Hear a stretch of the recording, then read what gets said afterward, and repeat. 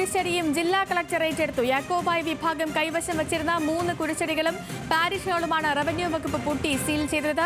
ഹൈക്കോടതി ഉത്തരവിന്റെ അടിസ്ഥാനത്തിലാണ് നടപടിയെന്ന് ഒറ്റപ്പാലം സബ് കളക്ടർ അറിയിച്ചു. ഹൈക്കോടതിയുടെ ഉത്തരവാണ് കുരിശടികൾ ചാലിശ്ശേരി പള്ളിയിൽ അടിയന്തരമായിട്ട് ഏറ്റെടുക്കാൻ കോടതി നിർദ്ദേശപ്രകാരം, ജില്ലാ കളക്ടറുടെ നിർദ്ദേശപ്രകാരം നമ്മൾ ഈ കുരിശടികൾ ഏറ്റെടുത്തിരിക്കുകയാണ്. പ്രസാദ് ഉടുമ്പശ്ശേരിയുണ്ട്. പ്രസാദ്, കഴിഞ്ഞ ദിവസം പോലും പള്ളികൾ ഏറ്റെടുക്കാൻ അന്ത്യശാസനം കണക്കെ ഹൈക്കോടതി ഉത്തരവിട്ടതാണ്. ഇപ്പോൾ ഈ ഒരു പാരിഷുകളും ഒപ്പം കുരിശടിയും പൂട്ടിയിരിക്കുന്നു. അവിടെ സംഘർഷ സാധ്യത എന്തെങ്കിലും ഉണ്ടോ? എപ്പോഴായിരുന്നു ഏറ്റെടുക്കൽ?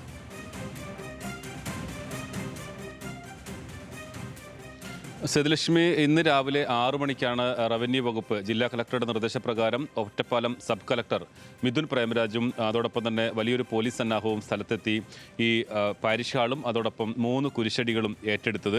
കഴിഞ്ഞ സെപ്റ്റംബർ 10-നാണ് ഹൈക്കോടതി ഇത് ഏറ്റെടുക്കണമെന്ന് ഉത്തരവിറക്കിയിരുന്നത്. ഈ 11-ാം തീയതി ഏറ്റെടുത്തില്ലെങ്കിൽ കോടതി അലക്ഷ്യ നടപടി റവന്യൂ ഉദ്യോഗസ്ഥരും ജില്ലാ കളക്ടറും അതോടൊപ്പം ഷൊർണൂർ DYSP, ചാലിശ്ശേരി ഇൻസ്പെക്ടർ എന്നിവർ നേരിടേണ്ടി വരും.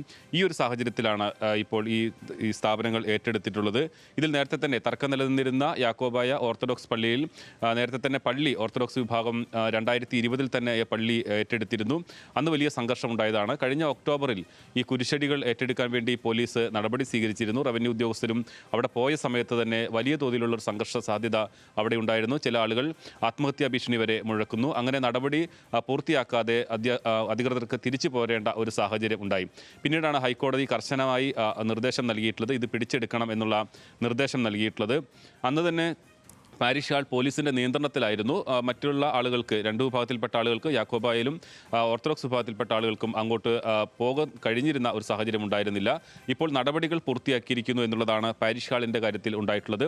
3 കുരിശടികളും ഇതോടൊപ്പം തന്നെ പൂട്ടി സീൽ ചെയ്തിട്ടുണ്ട്. മറ്റ് സംഘർഷ സാധ്യതകളൊന്നും തന്നെയില്ല. എന്തായാലും സംഘർഷ സാധ്യത കണക്കിലെടുത്തുകൊണ്ട് പോലീസിനെ അവിടെ വിന്യസിച്ചിട്ടുണ്ട്. ഈ ഇടവക അംഗങ്ങളുടെ പ്രതികരണമോ അല്ലെങ്കിൽ അങ്ങനെ എന്തെങ്കിലും വരുന്നുണ്ടോ പ്രസാദ്?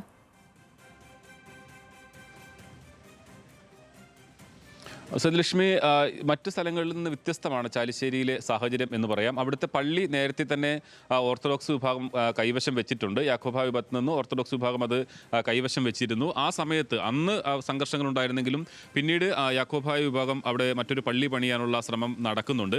അതോടൊപ്പം തന്നെ പാരിഷാൾ ഏറ്റെടുക്കുന്ന സമയത്തും തർക്കങ്ങൾ ഉണ്ടായിരുന്നു എന്നുള്ളത് വസ്തുതയാണ്. പക്ഷേ പിന്നീട് പോലീസിൻ്റെ നിയന്ത്രണത്തിലായിരുന്നു ഈ പാരിഷാളും. അവിടെ 2 കൂട്ടരും, യാക്കോബായ വിഭാഗവും അതോടൊപ്പം തന്നെ ഓർത്തഡോക്സ് വിഭാഗവും അവിടെ ആ പാരിഷാളിൽ മറ്റു പരിപാടികളൊന്നും തന്നെ നടത്തിയിരുന്നില്ല. പോലീസിന്റെ നിയന്ത്രണത്തിലായിരുന്നു എന്നുള്ളതാണ്.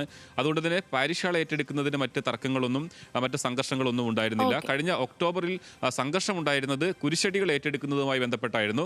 അന്ന് ആത്മഹത്യാ ഭീഷണി മുഴക്കി ആളുകൾ ഇതിനെ തടയാൻ ശ്രമിച്ചിരുന്നു. പക്ഷേ ഇന്ന് വളരെ നേരത്തെ തന്നെ പോലീസ് എത്തി റവന്യൂ ഉദ്യോഗസ്ഥർ പൂട്ടി സീൽ ചെയ്തുകൊണ്ട് തന്നെ അതുണ്ടായിട്ടില്ല. എന്തായാലും സംഘർഷ സാധ്യത കണക്കിലെടുത്ത് പോലീസിനെ വിന്യസിച്ചിട്ടുണ്ട്. ശരി പ്രസാദ്, വ്യക്തമാണ്. പാലക്കാട് ചാലിശ്ശേരിയിൽ പാരിഷുകളും കുരിശടിയും സർക്കാർ ഏറ്റെടുത്തു.